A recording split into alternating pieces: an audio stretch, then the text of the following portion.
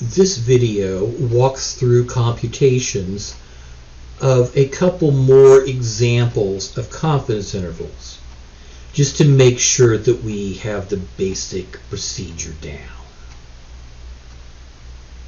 First example, medical researchers at the world-famous University of Southern North Dakota at Hoople.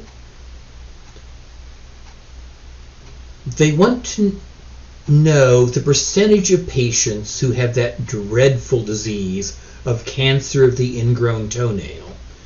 Of the people with this dreadful condition, what percentage will recover if given that miracle drug, chicken soup? Okay, obviously it's a kind of stupid tongue-in-cheek example. But there's a real storyline here, in the sense that oftentimes in medical research, a goal is to judge how successful a treatment regime will be based upon a sample of patients. And so, for our fictitious study, they gave chicken soup to 200 cancer of the ingrown toenail patients. 140 of them managed to recover.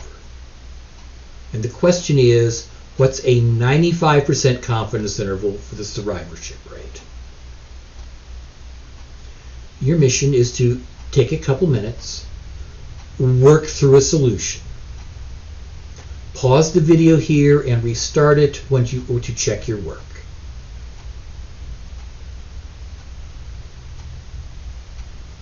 We know that a confidence interval is of the basic form some best guess plus or minus some number of standard deviations.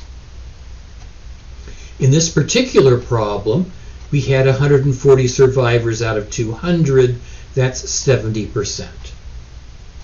For 95% of the confidence, we're going to go out from the middle 1.96 standard deviations if you're anal retentive, 2 standard deviations if you're a bit more relaxed about things. Either number will work.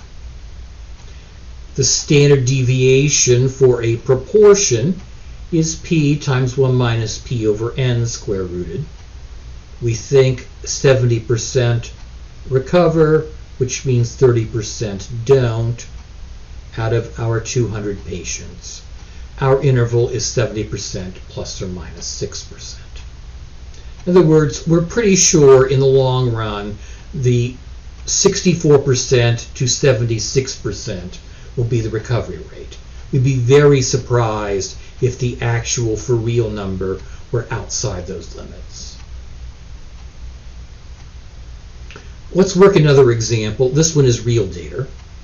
For many years, the Wall Street Journal ran a contest. They had 4 professional stock market analysts each recommend one stock.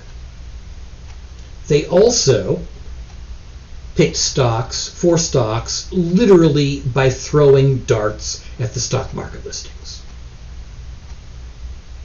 And the question is, what's the chance that the experts can beat random dart throwing?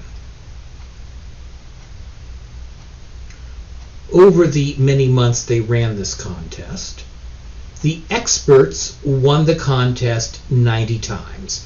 Their average pick did better than the darts.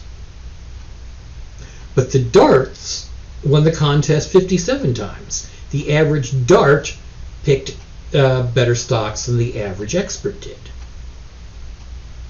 And the question is, what's a 95% confidence interval for the chance that the experts can actually beat random selection? Once again, take a minute, work through this probability, work through this confidence interval, pause the video here and unpause it when you've got your solution to check it.